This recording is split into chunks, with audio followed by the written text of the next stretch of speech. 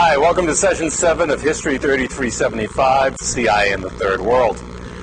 Today we're going to continue with this sequence of lectures looking at interventions by the CIA, and we're staying in the Western Hemisphere for this one today. We're going to look at an intervention that occurred about 6 years after the execution of the intervention in Guatemala that we looked at last time, but that is closely linked to it because many of the people that were involved in that intervention in Guatemala in 1954 in the CIA carry over into this next event. And as we will see, and as I mentioned last time, there is a connection in their thinking that they believe that they are operating very much the same environment that they were in 1954, and that they can use, as they termed it, the Guatemalan scenario in dealing with their problems with Cuba in 1960 and 61. Now, before we get to that, I'm going to talk about the historical background of Cuba, of course, to explain what is it about Cuban society and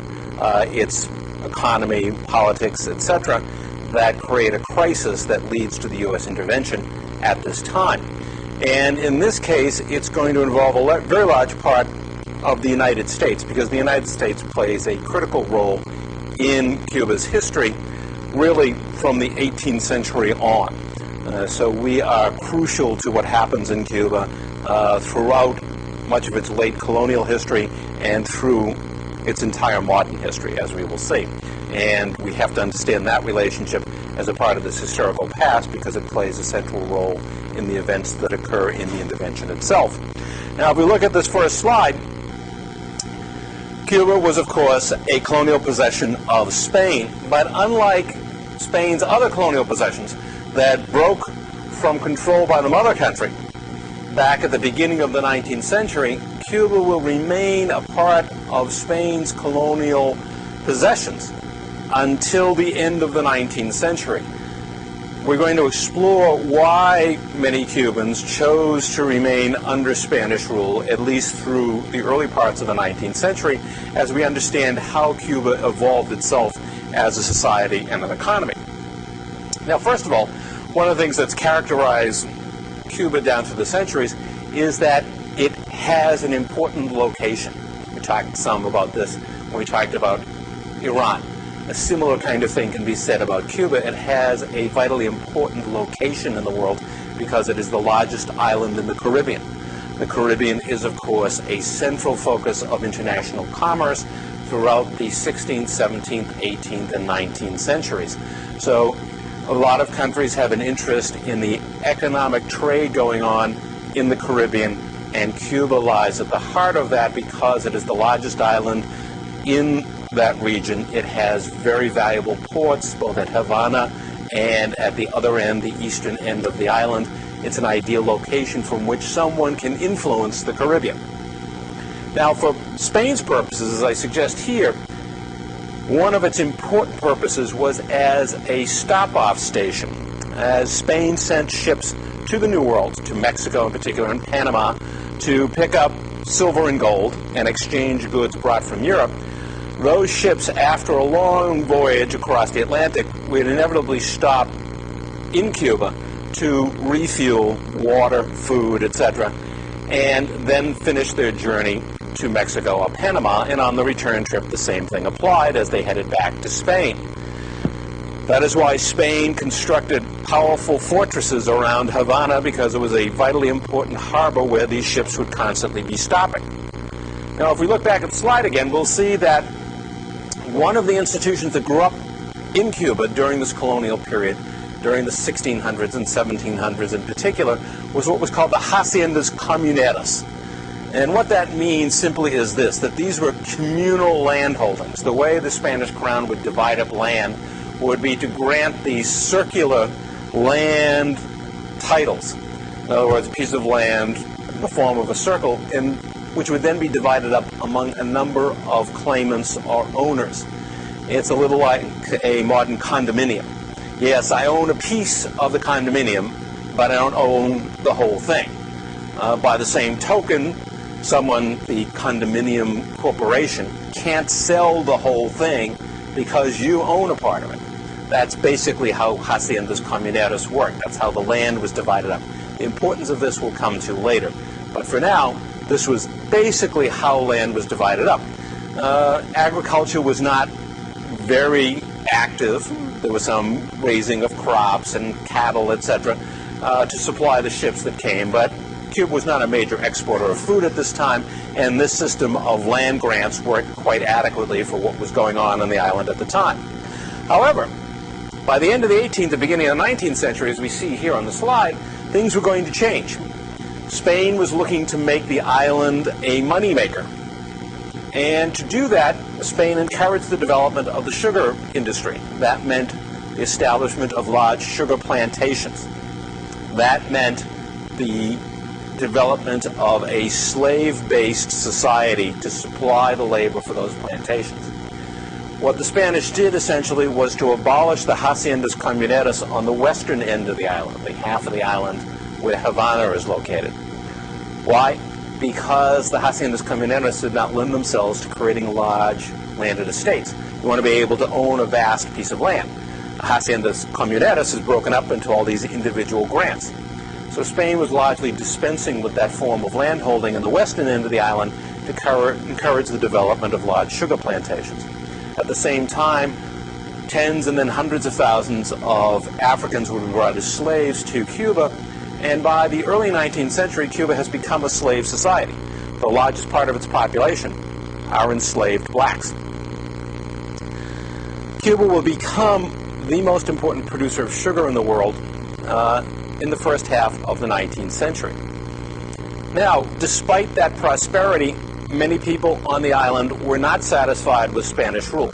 In the past, they had foregone the opportunity to fight for independence at the beginning of the 19th century for fear that in the process of fighting for independence, the slave population would rebel and attack both the Cubans themselves and, of course, the Spanish.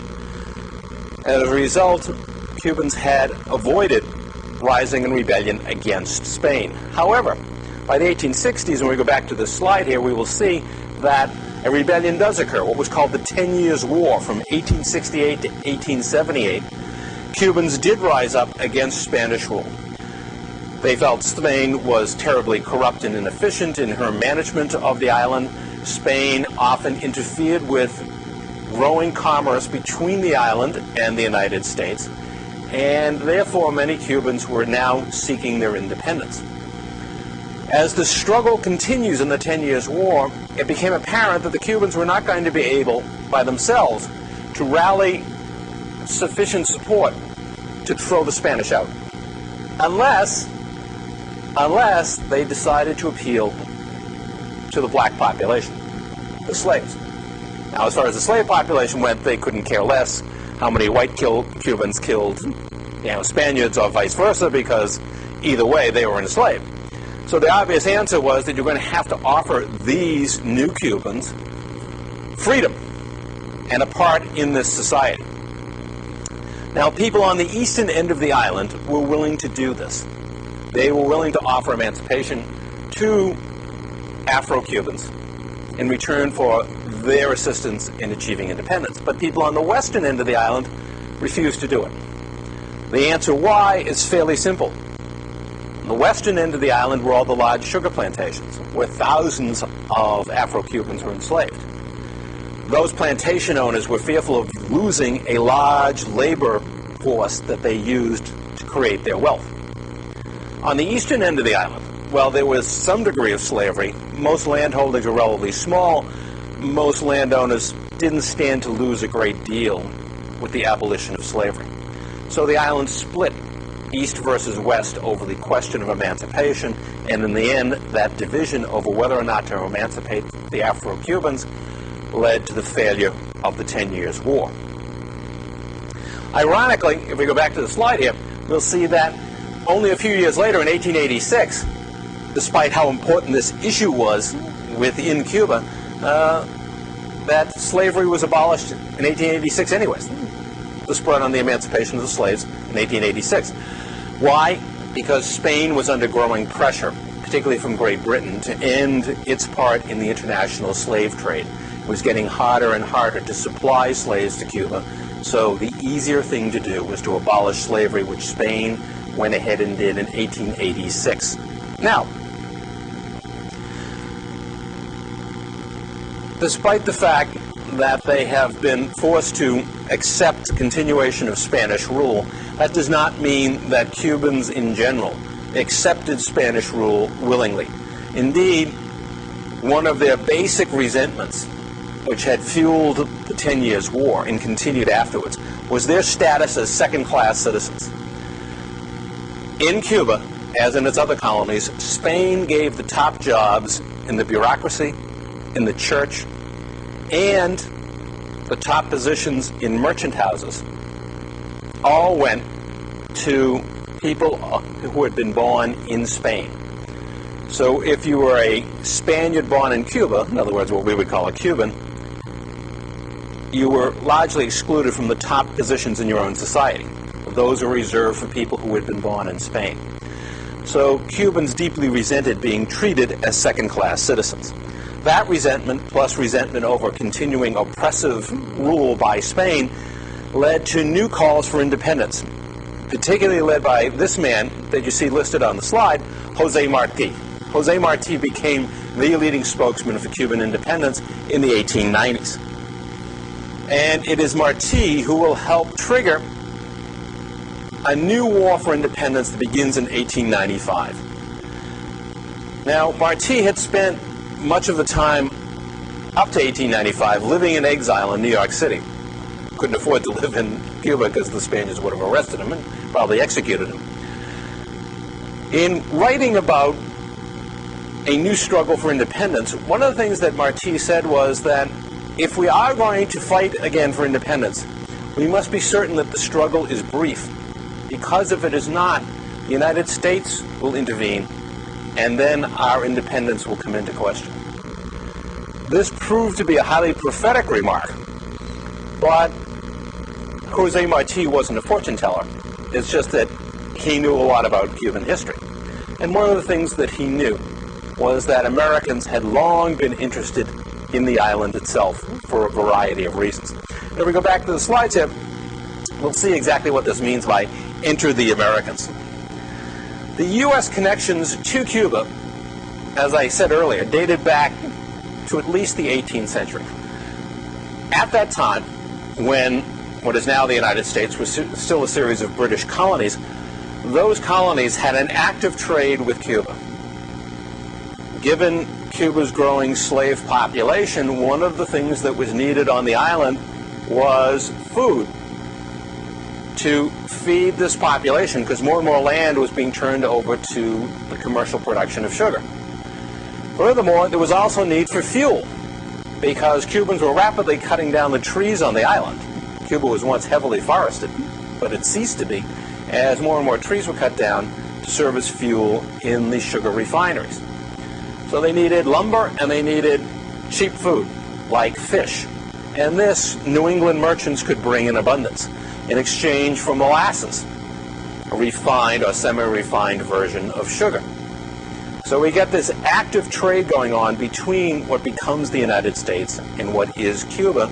Cuba will be, throughout the 19th and much of the 20th century, one of the most important trading partners the United States has, because this trade will expand rapidly over the next 150 years. Now, besides the economic tie,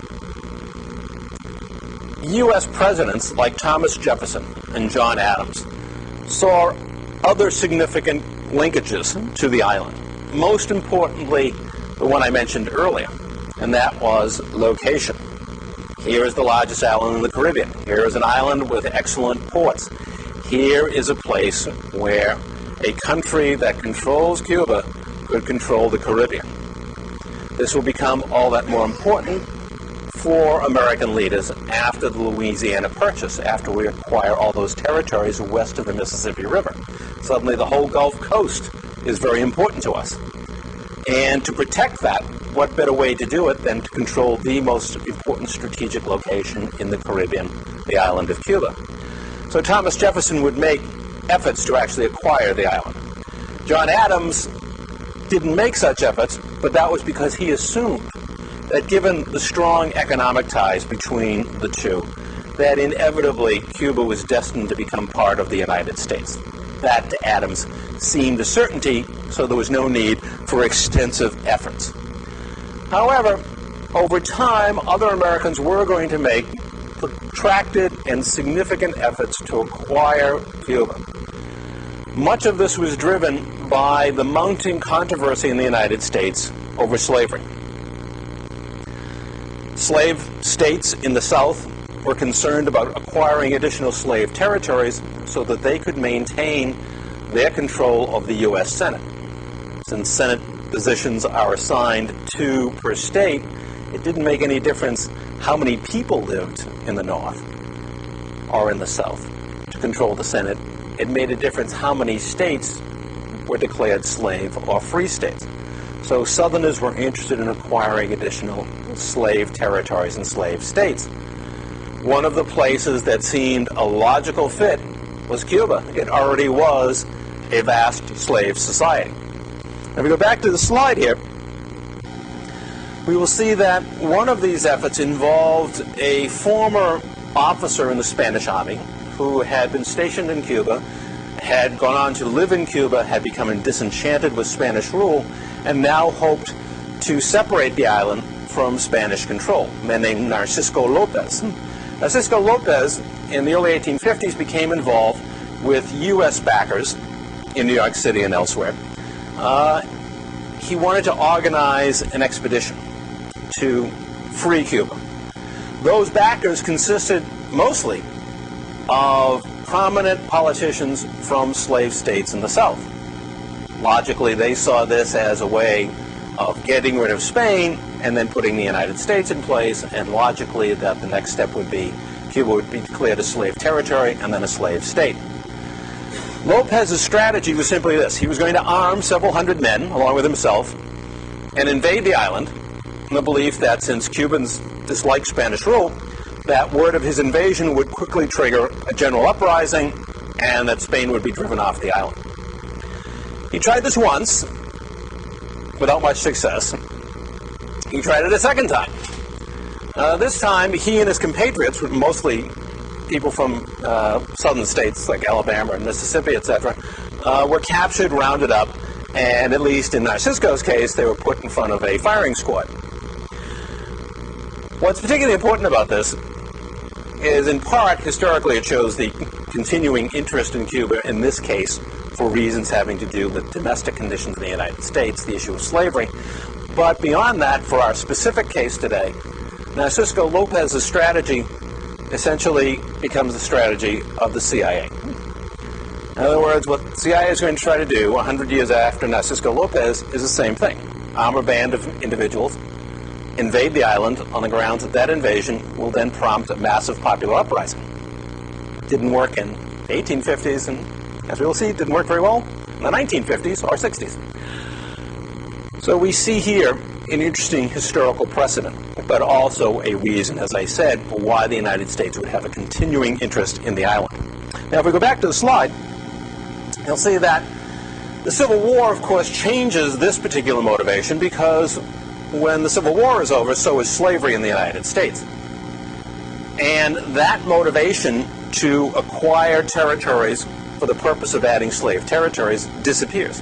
In fact, quite the opposite now exists. If slavery is over, racism is not. And many people in the United States are leery of acquiring any territory which would have a large number of African Americans, Afro-Cubans, black people in general, or Mexicans, etc. They're highly suspicious of this because they feel that that would corrupt their white society. So there is actually an aversion now to acquiring the island based on the fact that this would mean the incorporation of a large number of non-whites into the American population. However, the island is still considered very important to the United States, economically and strategically. For that reason, the United States reaches a tacit understanding, in other words, an unspoken understanding. Nobody wrote this down in a tree. A tacit understanding with Spain. And the understanding is this, that as long as Spain does not seriously interfere with U.S. commerce with Cuba, and as long as Spain does not try to transfer control of the island to some other European power, the United States will not try to interfere in Cuba. So as long as the U.S. is free to do business in Cuba and Spain doesn't try to transfer the island to some other European country, the U.S. will leave Cuba alone. Why do they not want Spain to transfer the island to some other country? For this reason. Spain was a very weak country at this time, militarily, economically. Other European powers are very powerful. England, France, Germany, etc. The United States doesn't want a powerful European country having influence in the Western Hemisphere in that way. Britain already dominates many of the economies in Latin America. The last thing the U.S. wants to see is the British having a major strategic foothold in the Caribbean right on its own doorstep.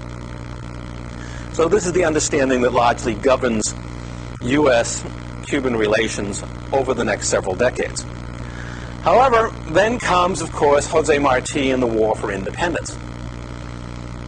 Now, in American history books, the story is always told. Here, if you go back to the slide for a moment, the story of the USS Maine, and the U.S. warship that was dispatched to Havana Harbor in 1898 during the course of the rebellion against Spain, and the Maine blew up in Havana Harbor.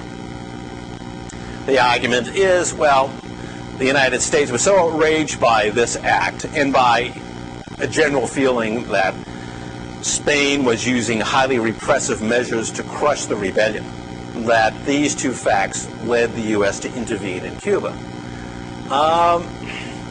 In fact, the part of that is true, that many Americans were dismayed by the creation of concentration camps by the Spanish to round up the rural population, to try to control the insurgency in the countryside. But as far as the USS Maine, that may have been an immediate triggering mechanism. But the real issues were, we had a tacit agreement.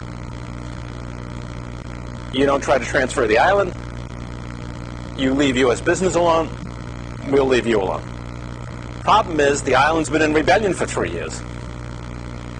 The rebels are burning sugar plantations, blowing up roads.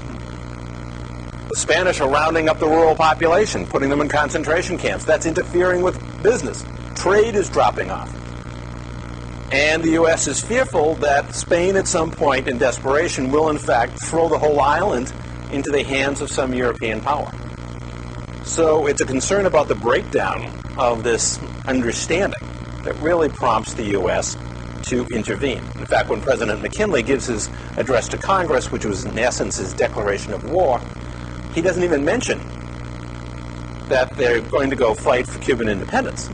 He says, well, there have been all kinds of depredations by the Spanish against the population, U.S. interests are at risk here, etc. But he never says, well, we're going there to free the Cuban people. Because they weren't. I mean, that was not their concern. Their concern was, we need to protect our interests in Cuba, which are long standing. Now the U.S. intervenes, the Spanish are defeated, and the U.S. now establishes a military occupation government. And if we go back to the slide here, we'll see that the man in charge of that occupation government for most of its duration was General Leonard Wood, a U.S. Army officer. And Leonard Wood later explained in an article that he wrote about his experiences that what he tried to do while he was in Cuba was turn it into a miniature version of what he called our own Anglo-Saxon republic. In other words, what he tried to do was create a replica of the United States in terms of institutions, type of economy, educational system.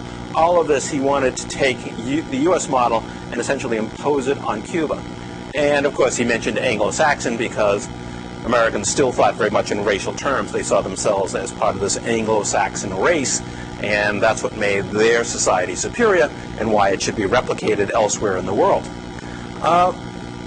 Woods, as you can see with this next couple of items on the slide, went very far to trying to achieve that goal.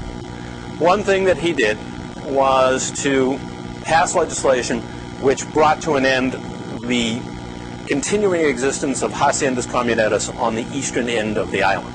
They were going to break up the communal estates that still survived on the eastern end of the island as opposed to the western end where the Spanish had long since dissolved them. What he wanted was clear title to private property. What he wanted was a renewed opportunity for people to buy large amounts of land.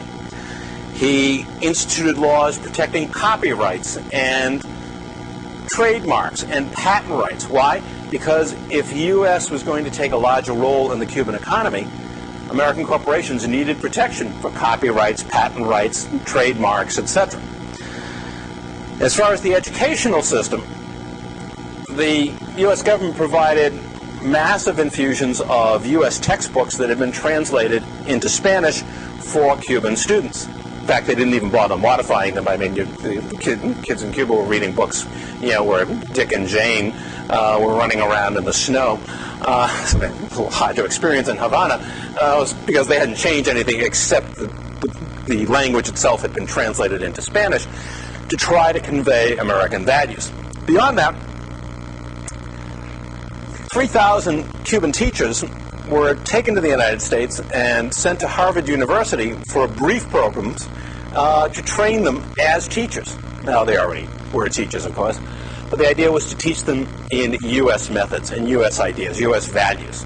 What are we trying to get across in the school? Because, as most people know, primary education and secondary education, to a large degree, I mean, there's a certain infusion of practical knowledge that you need. You need to learn how to read, you need to learn how to write, you need to learn a certain amount of mathematics. Almost everything else you'll forget. But beyond those basic skills, one of the most important things is to socialize you into your own society. What are the norms of this society? What do we consider valuable in terms of being an individual, in terms of being competitive? These are the kinds of values that schools are meant to convey to you.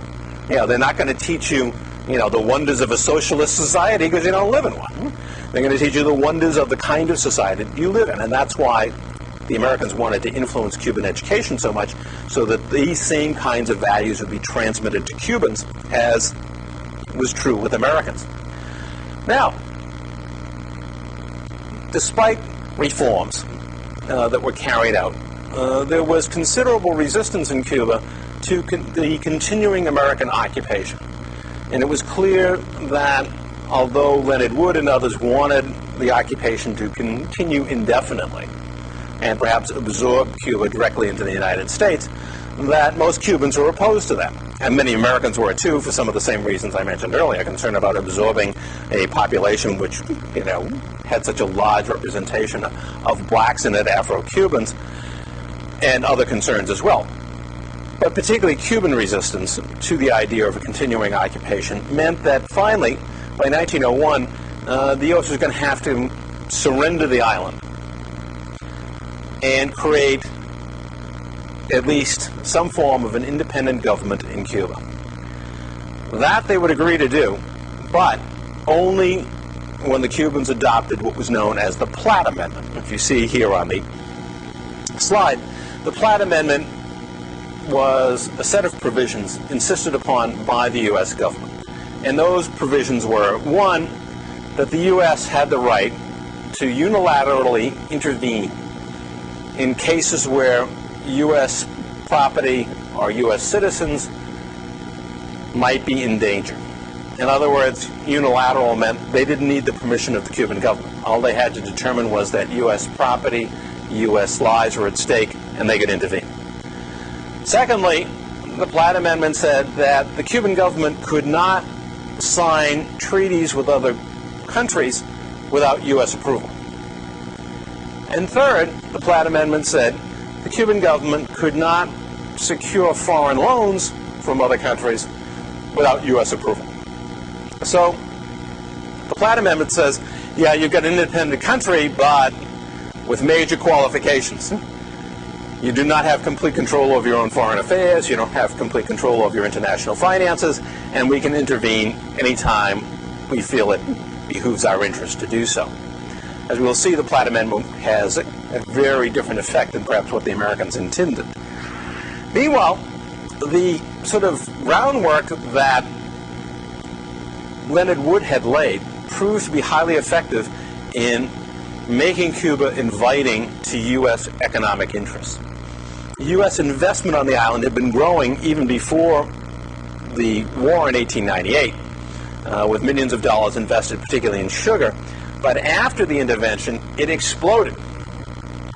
After the intervention, Americans made massive investments in the sugar industry, buying up much of what was eastern Cuba, where the haciendas camioneras had been brought to an end. They took control of the electric power generation industry, vastly expanded that. They came to dominate the banking industry, the transportation industry, railroads in essence. Most of the major sectors of the economy were controlled by Americans. And American investment went from somewhere between $10 and $50 million to $1.5 billion by 1929. So there's this huge investment in the island and a massive expansion of the U.S. economic presence in Cuba.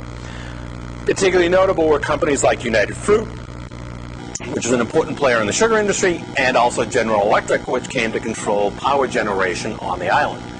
And with companies like General Electric, it was more than just the fact that they were investing. They, like Leonard Wood, were interested in Americanizing Cubans. They wanted Cubans to abide by American work standards. They wanted Cubans to learn English. They wanted Cubans essentially to follow American work patterns and behaviors. So it was more than just we're here to invest. American corporations like GE wanted to transform Cubans, and they also wanted to create the basis for a consumer economy in Cuba, because GE wanted to sell things like electric irons and all the rest of the consumer appliances they were now manufacturing, and it accounted for almost or over a third of their business by now. So this isn't just investment, it's also we want to make Cubans more like us. We want to Americanize them. Now, as we see in the next slide, what this meant, particularly on the eastern end of the island, was the end of the haciendas camioneras and this massive infusion of U.S. investment to buy up large amounts of land. Now, many of the people that held land in eastern Cuba at this time, at the end of the 19th and beginning of the 20th century, had come to the eastern end of the island since the abolition of slavery. Many of them were Afro-Cubans who, once they were free, did not want to go on working on large sugar plantations, so they had migrated east and found land either in haciendas camioneras or simply land they could squat on to grow subsistence crops, to have their own plot of land and work for themselves. But now thousands of them would lose their land as the large U.S. sugar companies came in and bought so much of it up. As a result, many of them would flee into the mountains on the eastern end of the island to find land on the sides of the mountains that nobody else really wanted, and to try to preserve this independent way of life that they had come to know. They formed in many ways an outlaw society in the first half of the 20th century. Technically, their land holdings were illegal. Nobody had given them legal title to the land, and they would engage in the growing of crops like marijuana that were illegal, but of course were good cash crops if you needed to make a few bucks and didn't have a lot of land to grow crops on.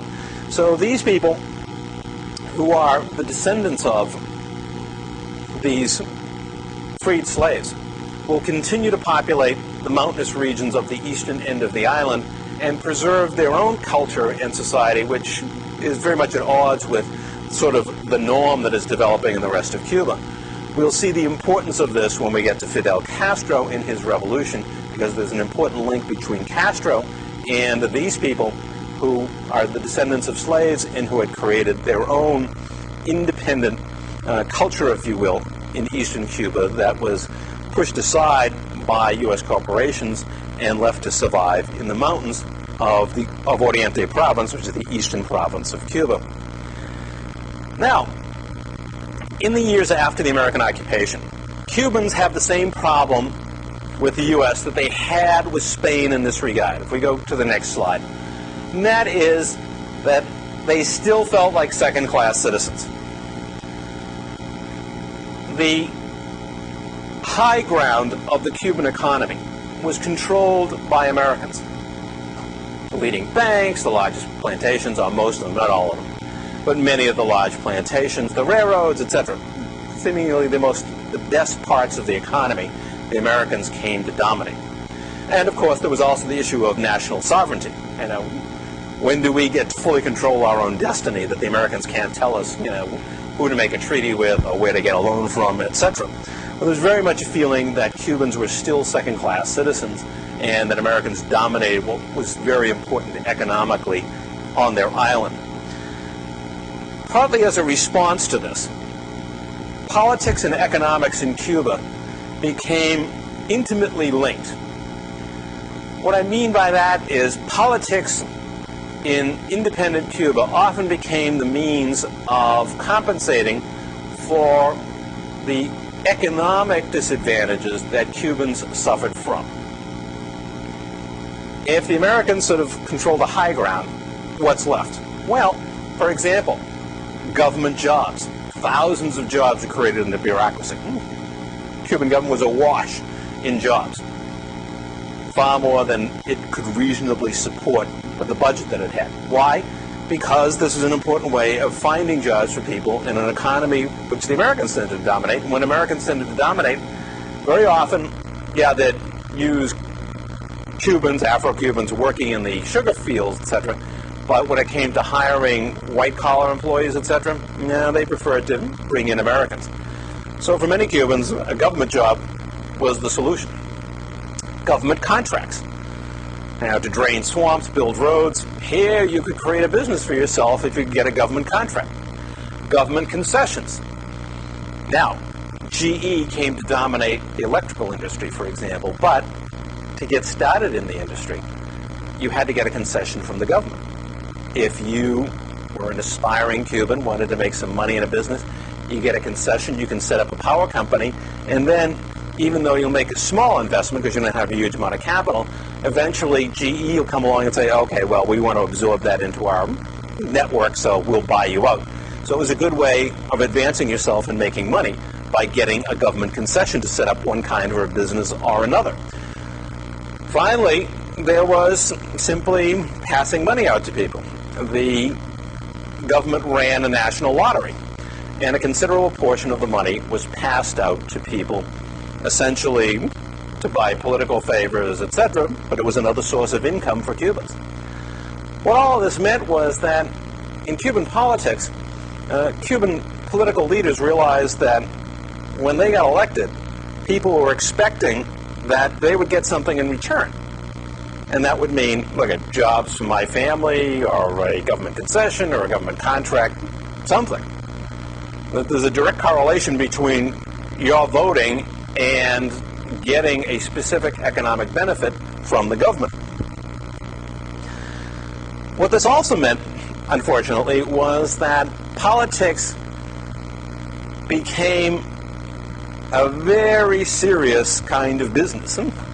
Because if your candidate loses for president, it just doesn't mean, oh no, they're going to roll back that tax cut. It means, I just lost my job. I just lost any chance of getting that economic concession. I just lost that government contract that kept my paving business going. So politics in Cuba became highly contentious and even violent. And the Platt Amendment actually encouraged that. As much as the Platt Amendment was supposedly meant to give the U.S. a hand in Cuba and allow it to maintain stability, the fact is that one of the things the Platt Amendment provided for was that the U.S. could intervene anytime its citizens or its property was in danger. Let us say there's a presidential election, and there actually were several like this. I don't need to cite specifics, but several of these occurred. There's a presidential election, and your party loses, and you're convinced that the other side cheated in the election, manipulated the election to keep themselves in power or to get you out of power. What are you going to do? Well, if you pick up a few arms and go out into the countryside and start shooting things up, including shooting at like some American sugar mills, the Americans are going to get upset and they're going to invade, which they did on several occasions. They went back into Cuba and said, okay, well, we have to sort things out. We can't have people going around shooting up the countryside and damaging U.S. investments. So we'll go in and we'll recalibrate the political system. And this usually meant, well, we'll dispense with the last election, which nobody seems to be very happy with, and we'll hold a new election. So as the outs in the political system, one way of getting back in, of reconfiguring the political system, without having an enormous amount of even military firepower, was to cause an insurgency which, although it might be relatively small in scale, would trigger U.S. intervention and force the U.S. to go back in and rebalance the political equation so you get more benefits out of the system.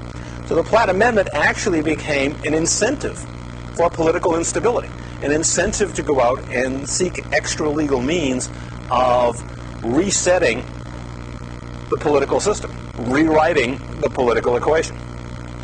So the United States found itself on more than one occasion intervening and reorganizing the Cuban political process because of the way it was written, because of the way the Cuban political system worked. Now, by the beginning of the 1920s, the U.S. was disappointed with how things were going in Cuba. They felt there was a lot of instability, which there had been, and there was a lot of corruption. Money being spent improperly and so forth, which there was. I mean, that's how the political system worked. And so, in 1921, the president sent a man named Enoch Crowder. If you look at that slide, you'll see his name. And Enoch Crowder was a former military officer. He'd been part of one of the occupation governments in Cuba. And he was sent on what was called a moralization mission, which really captured the essence of what the American perception was about Cuba, and that was that Cubans were morally inferior because they were racially inferior. That was the underlying assumption, and therefore the Americans had to go in and teach them some morals, to clean them up. Failing to understand, look at the way the system works with the U.S. dominating so much of the economy. Inevitably, Cubans are going to seek through the political process to gain some access to their own national economy. That leads to instability in the political process, but instead of that interpretation, the Americans saw what they felt was immoral behavior. So Enoch Crowder went to Cuba, and he told the Cuban president, well, you're just going to have to straighten things out here. Cuba desperately needed a foreign loan from the U.S., from J.P. Morgan, for $25 million. And Enoch Crowder said, well, you can't have it until you clean your government up. So the first thing the Cuban president had to do was fire all his cabinet and bring in non-political figures, technocrats.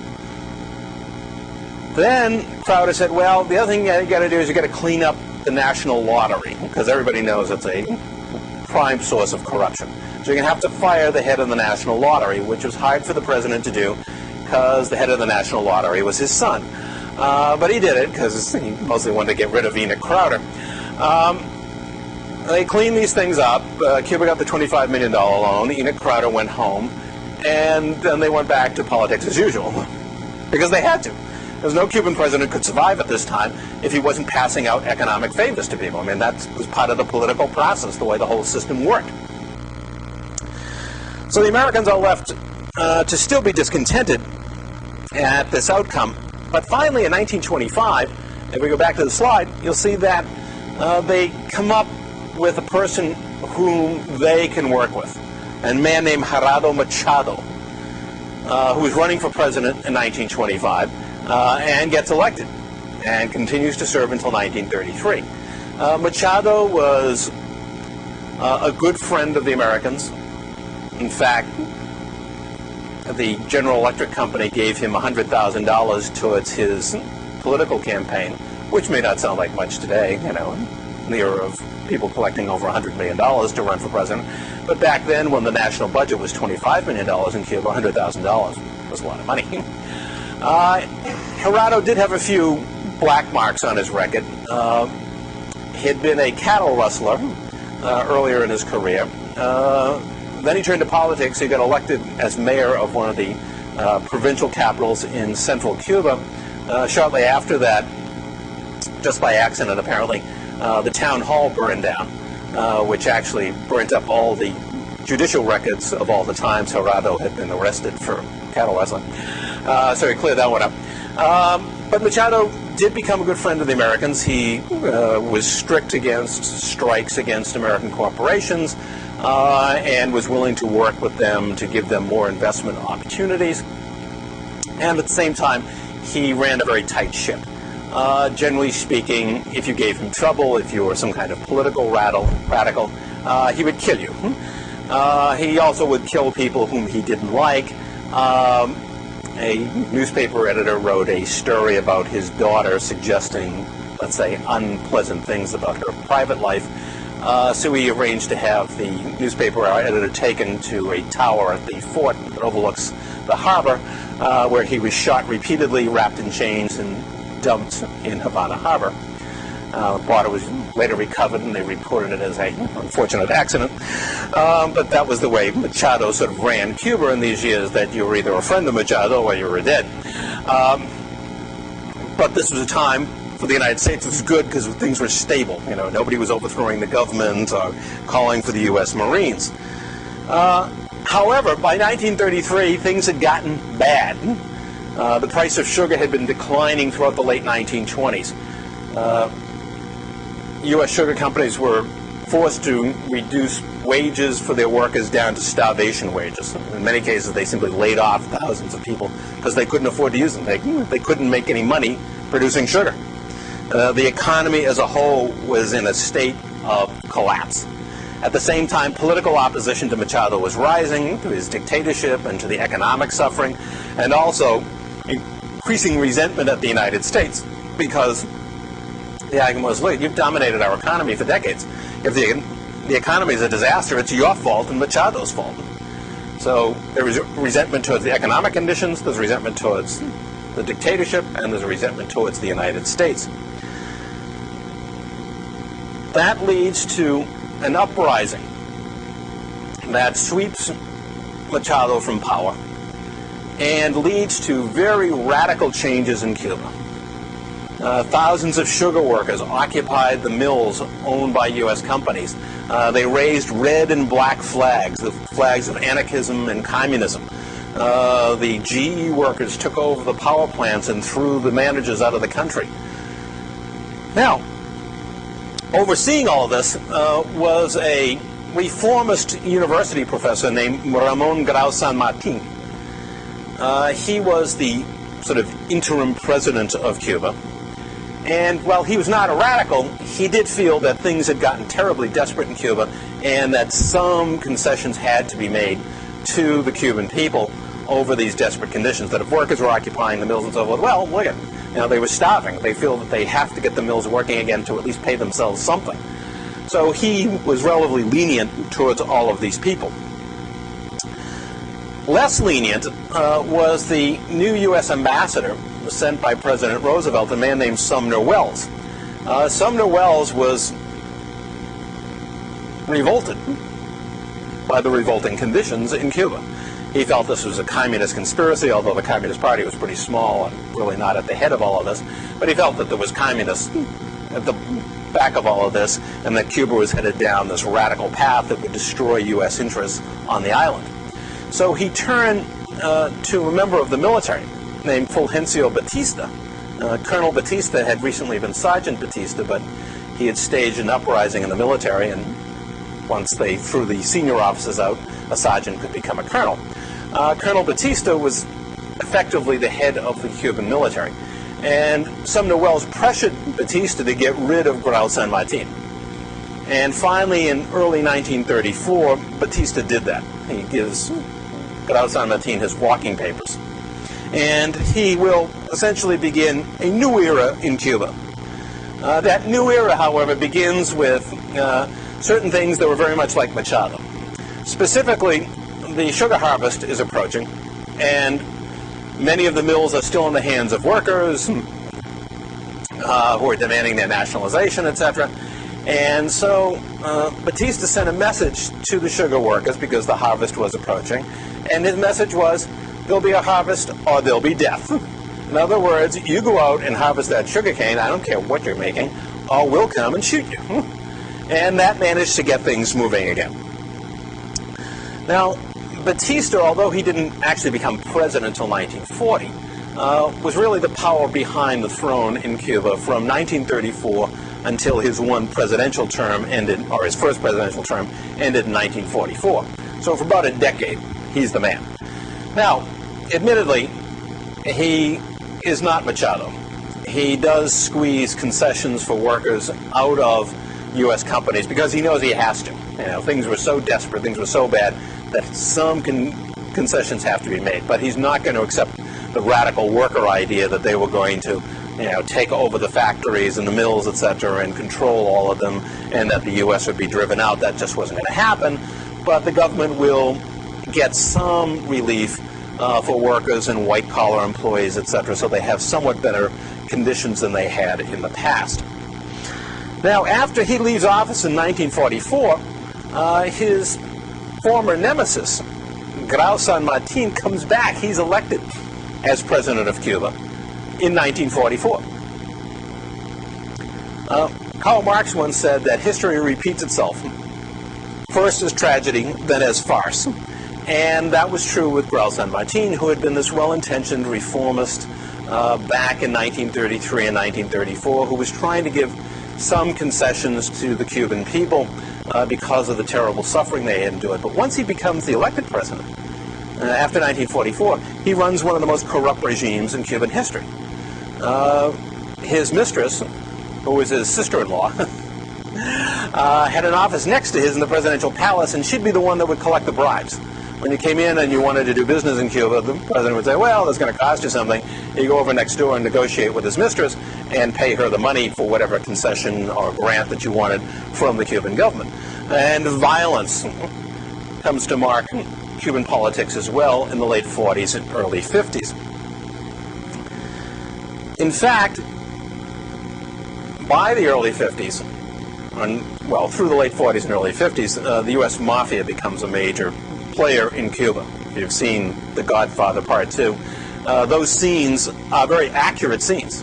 Meyer Lansky, you know, helped lead a mafia invasion of Cuba in the 1940s, setting up casinos and brothels, running drugs out of Cuba, although that was a much smaller part of their business. It was mostly gambling, hotels, and prostitution that formed the major portion of their business. And as suggested by the character in Godfather, indeed, you know, in Cuba they had a government that was their partner, not their enemy. So corruption at virtually every level of society, dictatorial rule, which is what it was despite the elections, become pervasive, as does violence. Because in many cases people become convinced that the only way to change the political system is through violence. If you're going to get into the political system, you're going to have to shoot your way into it. And violence becomes a common event in Cuban politics at this time. On one occasion, the fellow who was the Minister of Sports in Cuba, who himself had a rather violent history, had killed a number of people himself, his home was surrounded by gunmen who then proceeded to open fire with submachine guns, just riddling the building until they had finally killed him, and all of this was broadcast on national radio. It was a violent time in Cuba. With the 1952 election approaching, Fulgencio Batista, who had left office in 1944, was encouraged by his colleagues in the military to make another run for the chief executive spot, and he agrees to do that. However, by the end of 1951, as the campaign is proceeding, he learns that, one, some of the other candidates are conspiring to prevent his election, and two, a public opinion poll shows him trailing badly. In either case, it didn't look very likely that he was going to get elected. And so in 1952, he staged a coup, toppled the then governing president, and installed himself as the president/dictator of the island. One of the people who took umbrage at all of this was a law student at the University of Havana named Fidel Castro. Castro himself had been a political activist, in fact was running for Congress in the 1952 elections. But Batista's actions convinced him that there really was no longer any hope for the traditional electoral process in Cuba, that something radical was going to have to be done. And so he gathered a group of friends around him, other people who had gone to university with him. They were for the most part, typical urban middle-class types. And they were going to try to make some dramatic gesture to help shake up the system and bring change to Cuba. When we go back to the slide, we'll see that that plan came to focus on what was known as the Moncada Barracks. They're military barracks located in the eastern end of the island, near the provincial capital of Santiago. And what Fidel and his friends were going to do on the 26th of July, 1953, is attack the Moncada Barracks, try to seize it and also seize the weapons, and begin what they hoped would be an insurgency that would inspire Cubans to overthrow Batista. Now, their attack is, to say the least, a minimalist approach. And these are basically a bunch of middle-class college graduates who are driving their parents' cars, in the most part, you know, a 51, 52 Oldsmobile. They're carrying weapons like hunting rifles and revolvers that they also usually got from their parents' homes. And they attack this military barracks. And now the soldiers inside are not exactly prepared. But on the other hand, they're up against poorly armed and organized civilians. And they quickly capture most of the attackers. And they are sentenced to prison, including Castro himself. It's while he's in prison that Castro writes, "History will absolve me." And it's sort of his revolutionary proclamation. In truth, it's not very ideological. It draws a lot on Jose Marti, talks about Cuban nationalism, about the need for true independence from the United States, for a more equitable social and economic system, but that certainly had already been demanded in 1933 and the revolution in 33. So there's a lot that's original here, but it does give him sort of a basis for a political movement. Now, when Easter approaches, there was a traditional amnesty to be granted by the president, and the Archbishop of Santiago, the Catholic Archbishop, convinces Batista to release a number of the Moncada group, including Castro himself, on the grounds that, hey, look, you know, these are a bunch of college kids, you know, how dangerous can they possibly be? So Batista agrees to release them. It'll have a positive effect, he assumes, on his support from the urban middle class. But Castro knows that, although he's been released, that if he continues his overt opposition to Batista, Batista will eliminate him. So he goes into exile in Mexico. And if we go back to the slide, we'll see that here he begins organizing again for an effort to launch a revolution. And it is while he's in Mexico that he meets Che Guevara. Che Guevara, of course, was the Argentine medical student I mentioned last time, who had witnessed the CIA staged coup in Guatemala in 1954, and then he himself had fled to Mexico. Out of that, Guevara took a determination that if you were going to succeed at revolution in Latin America, you had to go all the way. It had to be a full-fledged armed revolution. The idea of a revolution by constitutional means just wasn't going to work, because what would happen to you is the same thing that happened to Arbenz. The U.S. would intervene and overthrow you. Also, Guevara was one of the few committed Marxists that were a part of Castro's group at this time, a little over 100 of them. Most of these people, like Castro, you know, wanted an end to corruption and violence in Cuban politics, and they were Cuban nationalists. They wanted greater freedom from the U.S., but most of them were not terribly ideological, except for Guevara and a few others. Nevertheless, they coalesce into this revolutionary group and plan to invade Cuba and launch a new rebellion. In December of 1956, they board an old U.S. yacht. If we go back to the slide here, it was called the Granma. At least that's what they named it. And they used this to sail once again to the eastern end of the island to launch their invasion. Now, right after they land on the beach, Batista's troops start chasing them, and they have to run for their lives, and they flee up into the mountains, what were known as the Sierra Maestra. These are the mountains that dominate eastern Cuba. And they are in a pretty bad way. These are, again, mostly urban youth, you know, the metrosexuals of the 1950s. These guys are not used to tromping around in the jungle and the mountains, the intense humidity and heat during the day, the icy cold at night. They don't know which berries to eat. They're not going to survive very long, even though Batista's troops were not anxious to chase them into the very highest reaches of the mountains. Their survival comes about because the local residents decide to give them their support. The local residents are, of course, these people who had fled in past generations after the collapse of the Haciendas Comuneras up into the mountains. And they, of course, felt very put upon by Cuban society that they were the poorest of the poor. They were largely treated as outlaws with no legal claims in society. So they were highly sympathetic to Castro's movement. And Castro's movement owes it to them that they survived. And out of this, in part, comes the later radicalism of the revolution. It is far less inspired by communist ideology than by their experience of living and working with these people.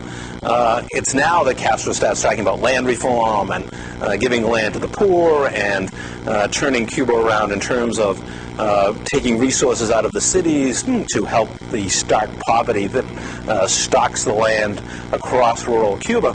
Much of this inspiration comes out of this experience between 1956 and the end of 1958. Gradually, Castro builds an armed insurrection, never very large, a couple of thousand men at most, and there are other groups fighting against Batista in the urban areas, etc., but it's Castro's movement that takes on sort of this mythic proportion. There they are, they've been resisting Batista ever since 1956, and their numbers have grown. They launched these attacks on Batista, and gradually, particularly during the course of 1958, they start scoring some significant victories. They force Batista's men out of the mountains of Oriente province. They're even starting to launch attacks into the central part of the island. Finally, with his regime falling apart and his military collapsing, on December 31st, 1958, Batista decides to flee the island. And again, if you've seen Godfather 2, the images there are not, it's a hyperbole in terms of the way it treats Batista's departure, but nevertheless, the basic story is accurate. The regime was collapsing, and suddenly Batista decided to hot-foot it out of the country once and for all. Now, with Castro in power, beginning at the start of 1959, he initiates a revolution in fact. The earlier years were the armed struggle. But starting at the beginning of 1959, he begins making radical changes in Cuba. And most of these initially really were not based on some sort of socialist or Marxist ideal. The first law of the revolution, as he called it, which goes into place in the spring of 1959, is the land reform law. And basically what it's going to do is it's going to break up large estates, turn land over to peasants, or take the land over by the state itself and have workers run the plantations. It's a radical shift. And part of this idea that rural Cuba had long suffered, that hundreds of thousands of Cubans in the countryside were unemployed much of the year, which they were. They worked only a few weeks during planting and harvesting time, and now all of that had to change. They had to be a more equitable society. He begins health programs. Public health will now be free. Mass education. Everyone will receive at least primary education, and it'll all be free. And if you have the abilities, pass tests, you'll get a university education as well. He begins nationalizing U.S. corporations, very much building upon what had happened in 1933, only now this is going to be taken to conclusion. General Electric, other large U.S. corporations are nationalized by the Cuban government in the course of 1959, 1960, and 1961, until almost all U.S. investment, about $1 billion worth, had been seized by the government. It's really only as they get into 61 and 62 that Castro finally settles on socialism as his answer, that he's going to have a state-run economy. It's then that he and the other revolutionary leaders start figuring out, well, if you're going to do all this stuff, you say, well, we have to reform, the land holding program, and we have to do something about these monopolies by U.S. companies, well, fine, but once you start doing that, the whole capitalist system starts coming unstuck. You're going to have something to replace it, and socialism becomes the answer for Castro. Now, it may have been Castro's answer, but for the United States, of course, all of this is a nightmare. Now, the island that had been so important to them strategically and economically, where U.S. investment had grown, where they had invested so much in Americanizing Cuba, was now in the throes of a revolution. Their responses, the responses from the Eisenhower administration during this time, beginning in 1959, is to go through a series of steps that had always worked in the past, short of intervention, against Grau, San Martin, and others, that, if a president in Cuba is going off the beam, well, we have pressures that we can bring to bring you back. In this case, the United States ended the Cuban sugar quota. And what that was that Cuba, throughout the 20th century, had been guaranteed a certain part of the U.S. sugar market. And that was the most important market for Cuba. Cuba had a lot of competitors in the United States because there's sugar growing in Louisiana, out in Hawaii, there are sugar beet farmers all across the Midwest. So for Cuba to have a guaranteed portion of the U.S. market was a very important part of Cuba's economic stability. To wipe that out is a major blow to the economy. The U.S. then imposes a trade embargo saying basically, outside of food and medicine, we're not going to trade with Cuba at all. This, again, that Cuba and the United States are linked at the hip economically. To lose the U.S. as a source of imports, where are we going to get replacement parts to make, the electrical power generation system, the telephone system, which we also nationalized? How are we going to make any of this stuff work if we can't get the parts imported from the United States? And then finally, the United States breaks diplomatic ties with the Castro government. They are no longer going to recognize Fidel Castro and his government in Cuba. So progressively, they've gotten tougher and tougher with Cuba. And the general assumption was, of course, that somewhere along the line here, Castro is going to break. I mean, Cuba is enormously dependent upon the United States. The overwhelming majority of its imports come from the United States. The overwhelming majority of its export, which is primarily sugar, goes to the United States. Without U.S. financing, without U.S. imports, without the U.S. sugar market, Cuba could well collapse. But Castro doesn't respond the way other Cuban leaders had in the past. He's not willing to say, okay, well, with that much pressure on us, I guess we better do something and pull the reins in on the changes we're making. In fact, Castro plays upon this. First of all, much of what he was doing had grown out of the 1933 revolution. These are things that Cubans wanted. They wanted more equitable distribution of wealth. They wanted less dependence on the United States, more control over U.S. corporations. And he was doing all of that. So in many ways, this stuff would make him very popular for most people, not all people on the island, but most people. For those who were unhappy, which included, of course, the upper class and a good chunk of the middle class, the answer was they were going to leave the island.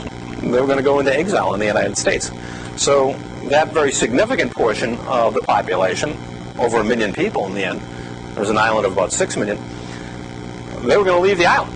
So as far as the population goes, the people who were most unhappy with the changes were going to leave, leaving mostly people who were going to support what he was doing. And secondly, the more the U.S. pressured him, besides the fact that he's sort of following in the footsteps of the 1933 revolution, the more the United States pressured him, and the more he resisted, the more popular he became. Because, of course, Cubans always felt like the U.S. had sort of pushed them around and told them what they could do.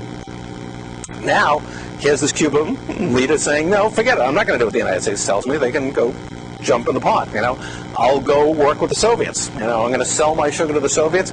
We'll get Soviet economic aid. We'll replace the United States, and we won't be beholden to the U.S. So the more they pressure him, the more he comes across as this nationalist by defying the U.S. So relations between the United States and Cuba are getting worse by the minute, starting from the beginning of 1959. Now, before they had reached their low point, because I'm talking about events that unfold in 1959, 1960, Before that even happened, in the early months of 1959, Fidel Castro paid a visit to the United States. He was going to address the United Nations. And he was going to, he hoped, while he was visiting the U.S. anyways in New York, fly down to Washington and meet with President Eisenhower. Now, the fact is, Castro was fairly popular in this country among many people because he was seen as this revolutionary hero who had overthrown the Batista dictatorship. And there was sort of this revolutionary chic about him and his men, with their dressed in fatigues, with their beards, and having fought up in the mountains. So there was a fair amount of popularity associated with Castro at this time. But Eisenhower wanted nothing to do with him. Because they weren't sure what Castro was, but they were highly suspicious of him, and each step along the way they became more suspicious. Eisenhower had actually cut off military aid to Batista back in October of 1958, but not because he supported Castro, but just because he was concerned that Castro was perhaps radical, and he was hoping if he got rid of Batista, they could put in some other moderate figure instead of seeing the revolutionaries take power. But he wasn't sure about Castro, but he was suspicious of him for a very long time. So he has no desire to meet with him. But on the other hand, he is a visiting dignitary from a Western Hemisphere country, so he does what he usually did in these situations. He made a reservation to go play golf in Augusta, Georgia, and left the meeting to his vice president, Richard Nixon. Now, this was Nixon's job. He was the guy with the scoop and the shovel that followed Eisenhower. So he was going to have to meet with Castro. And they do meet. And Nixon brings with him a list of names that he has gathered from the CIA of alleged communists in Castro's 26th of July movement. That's what the revolutionary movement was called because of the date of Moncada. And he says to Castro, well, you get these communists in your ranks. And Castro looks at this, he says, oh yeah, we've got some communists. He said, but don't worry about it. We're in control of the communists, don't worry about them. I'll take care of them. And the meeting for Nixon convinces him that Castro is either a communist or what in Cold War terms was called a fellow traveler. In other words, somebody who might not be a communist but was sympathetic to them and was liable to do things that would allow communists to take power. So Nixon comes out of this convinced that something has to be done about Fidel Castro. Shortly after that meeting, someone in the executive branch, and almost certainly it was Richard Nixon, requested that the CIA formulate a plan to get rid of Fidel Castro. Now, let it be said that for all the things that Nixon has been blamed for, whether he did it or not, probably sooner or later Eisenhower was going to do it if Nixon didn't do it, but it was probably Nixon at this time that gives the initial impetus to planning on how to get rid of Fidel Castro. And it is that decision that launches the United States on the path that will lead to the Bay of Pigs in April of 1961. What the United States was responding to was a long historical experience, its own concern because of strategic and economic issues to dominate Cuba. And on the other hand, for Cubans, a long history in which they felt that they had been treated as second-class citizens from the time of Spanish colonialism through the U.S. occupation and beyond, and a very deep and real concern with the economic and social inequalities in their own society. Those issues had come to the fore with Fidel Castro's rise to power in 1959. His actions are a direct reflection of Cuban nationalism and of the earlier aspirations expressed in the 1933 revolution. That brought him to direct and immediate confrontation with the United States and made the events that followed Nixon's meeting with Castro in 1959 seem, at least, almost inevitable. The unfolding of those events we'll look at in a couple of minutes when we come back for the second half of this session.